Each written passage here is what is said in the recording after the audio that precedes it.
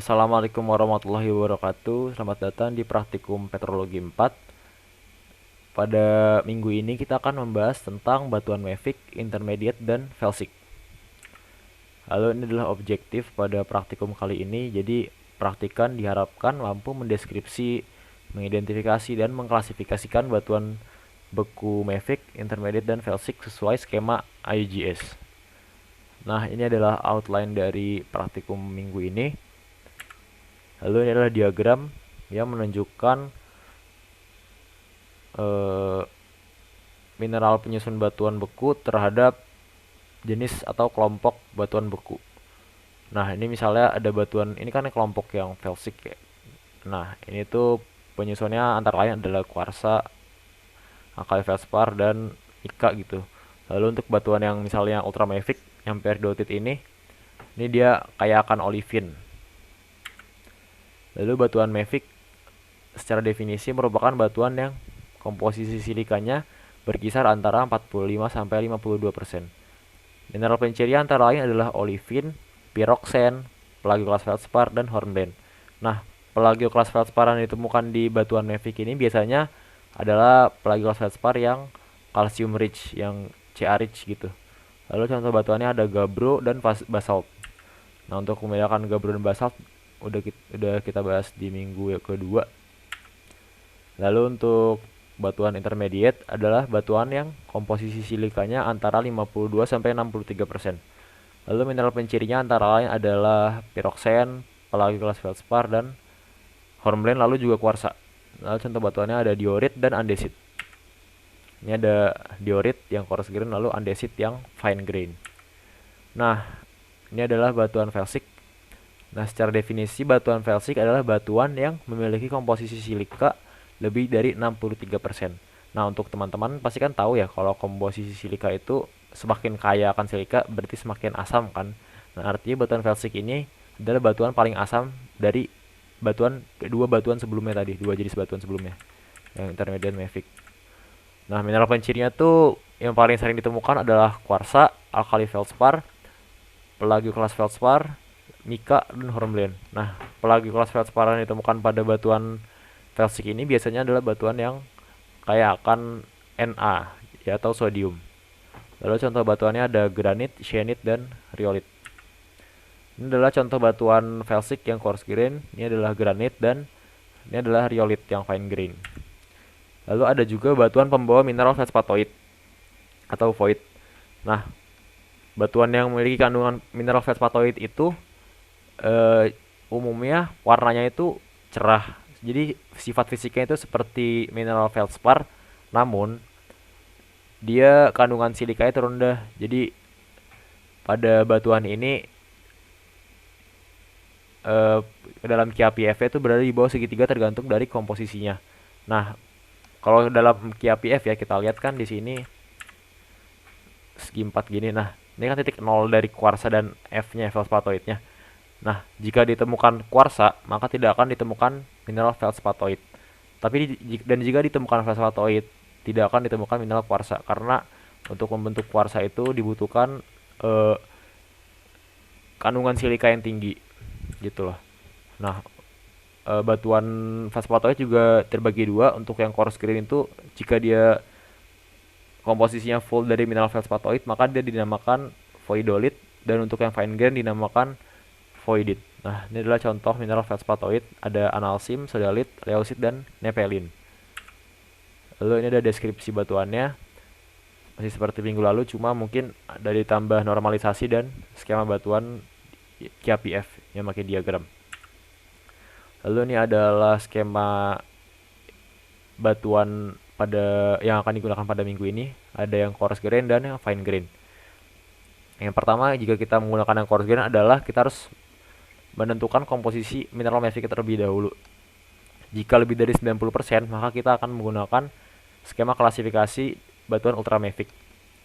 Namun jika kurang dari 90%, kita akan menggunakan skema klasifikasi KPF. Lalu untuk fine grain juga tidak begitu sih. Terbagi dua.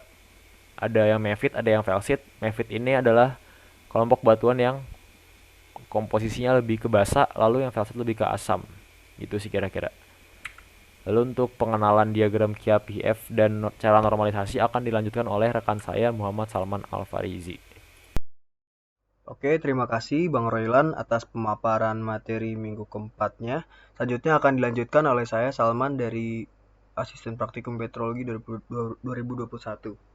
Ya, untuk seperti yang sudah dijelaskan oleh Bang Roylan, untuk batuan yang terlihat mineral secara kasat mata atau yang coarse grain, kita akan menggunakan diagram QAVF yang coarse grain juga ya. Jadi sebelumnya juga sudah ditentukan dulu mineral maficnya itu di bawah 90%. Nah, jika di atas 90% itu masuknya ke diagram batuan ultramafic yang minggu lalu sudah dilakukan. Nah, untuk diagram yang coarse grain ini itu ada dua ya. Ada yang level 6 dengan yang level 7. Yang level 6 itu klasifikasi lapangan. Jadi mineral-mineral yang ditentukan yang kita cari komposisinya itu secara ini ya, secara kasat mata gitu. Jadi mungkin errornya lebih besar. Itu bisa digunakan diagram yang level 6 saja atau diagram QAPF klasifikasi lapangan. Nah, jika kita sudah bisa menganalisis lebih lanjut batuannya, maka kita bisa menggunakan diagram yang level 7. Nah, ini tuh yang level 7 itu mungkin nanti akan dipelajari, akan digunakan di mineral optik dan petografi. Ya, itu untuk yang coarse grain. Mungkin perbedaannya hanya ada di nama batuan saja ya. Mungkin seperti yang dengan kuarsa yang di atas 20%, di sini ada granitic rock untuk yang skema lapangan. Untuk yang spesifiknya yang level 7-nya ini granit bisa dibagi-bagi lagi. Contohnya di sini ada yang alkali feldspar granit, granit hingga tonalite. Oke. Nah, untuk yang fine grain kurang lebih sama dengan yang coarse grain.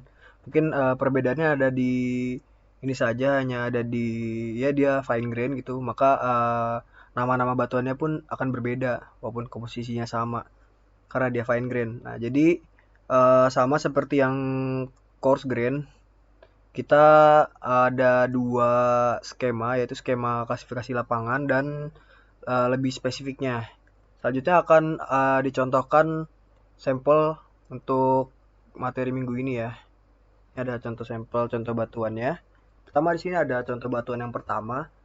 Dia memiliki warna segar yang hitam kemerahan di sini.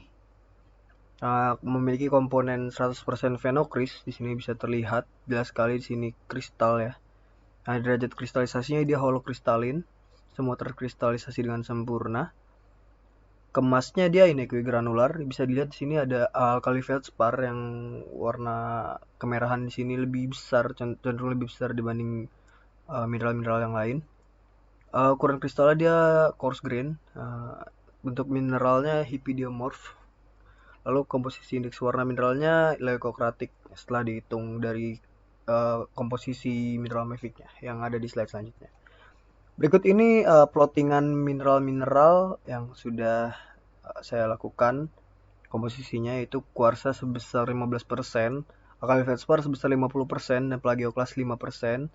Nah, tidak ada feldspatoid dan mineral maficnya yaitu 30% di sini, termasuk pyroxene, hornblende dan lain-lain ya. Oke, itu untuk plottingan kasarnya. Setelah didapatkan angka plottingan seperti ini, maka selanjutnya akan dilakukan normalisasi. Nah, jadi di sini ada normalisasi yang sudah dihitung. Pertama kita normalisasi QAPF-nya terlebih dahulu. Nah, dimasukkan tadi kuarsanya sebesar berapa, alkali feldspar sebesar berapa, dan lain-lain dimasukkan semua. Nah, jika ditotalkan akan 100% ya. Di kuarsa 21,4, alkali feldspar 71, dan sekian-sekian. Oke, itu untuk normalisasi pertamanya. Nah, untuk selanjutnya ada normalisasi alkali feldspar dengan plagioklas. Nah, jadi pertama kuarsanya kita dapat 21%, itu kita langsung masukkan 21%. Maka kita akan memplot di daerah sini ya. Daerah di sini kan ada batasnya nih 20%, maka mungkin ada di atasnya sedikit. Itu untuk garis kuarsanya. Nah, untuk menentukan alkali feldspar dengan plagioklas, kita hanya menggunakan satu garis saja. Jadi, jumlah alkali feldspar dengan plagioklas jumlahnya harus 100, maka alkali feldspar dengan plagioklas harus dinormalisasi lagi. Nah, perhitungannya seperti ini kurang lebih, maka akan dihasilkan alkali feldspar sebesar 90,8% dan plagioklas 9,2%. Jadi, kurang lebih seperti ini, satu garis untuk plottingan kuarsa, satu garisnya lagi untuk plottingan alkali feldspar dengan plagioklas. Nah, untuk gambarannya seperti ini. Jadi di garis yang kiri atas ini untuk menunjukkan bahwa alkali feldspar ada 100% dan plagioklasnya otomatis 0 karena jika dijumlahkan alkali feldspar dengan plagioklas jumlahnya maka akan 100. Nah, jadi jika 50-50 maka dia garisnya akan berada di sini. Dan jika sebaliknya mungkin ada 65 65 plagioklas maka dia garisnya akan di sini. Begitu pula mungkin jika mentok di garis yang kanan atas ini maka plagioklasnya ada 100%. Oke. Itu untuk batuan pertama. Setelah itu lihat titik potongan antara dua garis tersebut mendarat di area mana. Di sini ada di area granitic rock. Maka nama batuan ini adalah batuan granitic rock. Itu untuk batuan yang pertama. Selanjutnya ada batuan yang kedua. Selanjutnya ada batuan yang kedua, yaitu setelah di deskripsi memiliki warna abu-abu terang di sini. Memiliki komponen fenokris sebesar 15% dan sisanya massa dasar 85%. Memiliki tekstur dan kristalisasi holokristalin, kemasnya inequigranular yang porfiritic avanitic. Jadi di sini massa dasarnya avanitic ya, fenokrisnya di sini menjadi porfiritiknya. Lalu ukuran kristalnya dia fine grain, untuk mineralnya dia heavidiomorph. Nah, komposisi indeks warna mineralnya mesokratik, dilihat dari komposisi mineral maficnya yang ada di slide kedua. Ya, di sini plottingan yang sudah dilakukan oleh kami. Ada kuarsa di sini sebesar 40%, alkali feldspar sebesar 15%, plagioklas 30%, dan mineral maficnya di sini 15%. Oke, itu untuk plottingan komposisi yang sudah dilakukan. Lanjutnya untuk perhitungannya, jadi sama tadi, pertama dinormalisasikan dulu QAPF-nya, dimasukkan semua, lalu didapat kuarsanya berapa, alkali feldspar dan lain-lain. Maka selanjutnya akan normalisasi untuk alkali feldspar dan plagioklasnya. Nah, didapat sebesar segini ya. Nah, jadi setelah dilakukan perhitungan, maka hasilnya jadi seperti sebesar segini ya, 33 dan 66,8%. Maka untuk nama batuannya kita lihat saja di perpotongannya di mana. Itu di Dacitic Rock. Maka nama batuannya Dacitic Rock. Semangat, semoga lancar puasanya bagi yang menjalankan puasa. Oke, terima kasih. Cukup sekian. Assalamualaikum warahmatullahi wabarakatuh.